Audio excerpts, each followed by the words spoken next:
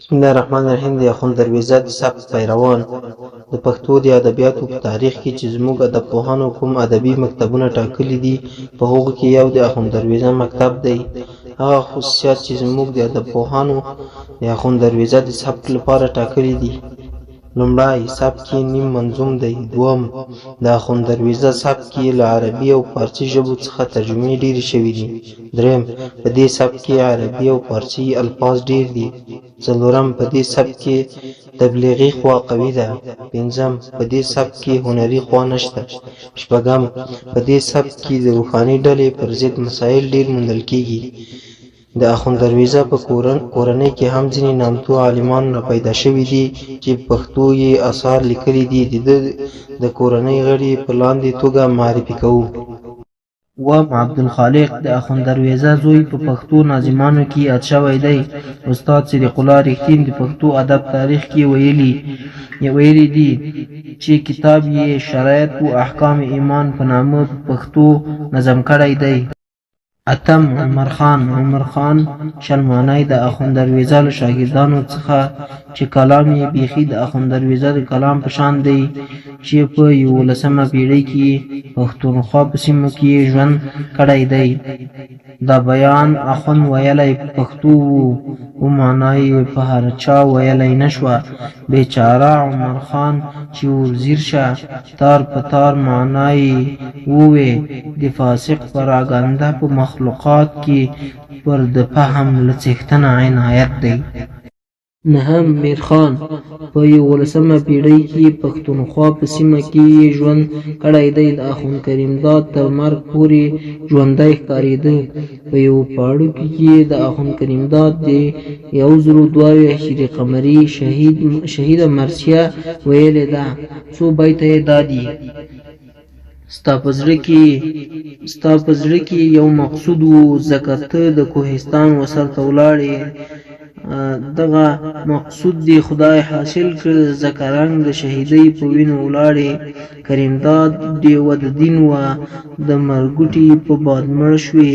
ځای خاورې د اخوند زوی کریمداد دی، چې خبر یې د هند تر ملکه ولاړی.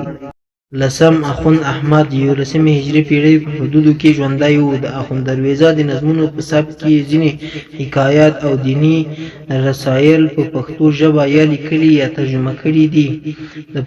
د پښتو پخوانیو کیسه ښوونکو کې لومړی سړی دی چې په پښتو مسجع نثر یې کیسې رانښلولي او زیاتې دیني کیسې او روایتونه یې د خپل قلم په څوکه لیکلي او خوندي کړي دي، او ځینې ښکلي غزلې هم ویلي دي.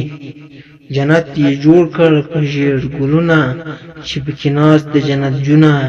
کنګرې رغوې کړې د سرو زرو، شهد و شکر دي پکې رودونه.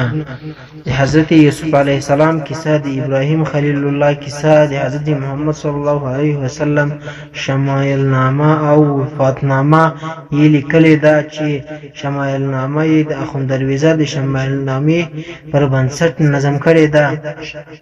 شمایل نامه مې له مخزن له 2 بیتو په 5 کړه، په دالار مې د اخوند صاحب په مرسته تګ و پور کړه. ما دا خواست له درویزه په درویزو کړ، ساده نثر مې په نظم د پښتو کړ. د نبی صاحب په مدح دا یو څه سحر حلال و. 11م، بابوجان د استاد رشاد وینا په مطابقت بابوجان د سید علي ترمذي، اخوند درویزه او اخوند کریمداد د عرفان او سلوک سلسلې ته ټینګ ارادت درلود. بابوجان لغمانی د پښتو په پخواني شاعرانو کې د اشعارو دیوان، قصیده، سریاني، الفنامې او نورو ډیرو قصو ناظم دی، چې د بابوجان دغه ګرد اساس د کلیات جوړوي، او دا کلیات په 2 دفترونو کې ترتیب شوي دي، چې په 1492 هجري قمري کال د عبدالکریم عامر لخوا په کوټه کې چاپ شوي. د بابوجان په کلیاتو کې عرفان، اخلاقي، تربیوي، قصې، مطلب او دیني مسایلو بیانونه راغلي دي. د اخوند کریمداد پر مینه یې خپله خواشیني څرګنده کړې ده، چې اخوند جدایي بیل کا بابوجانه، پسې روان شوه زما د زړګي خونه.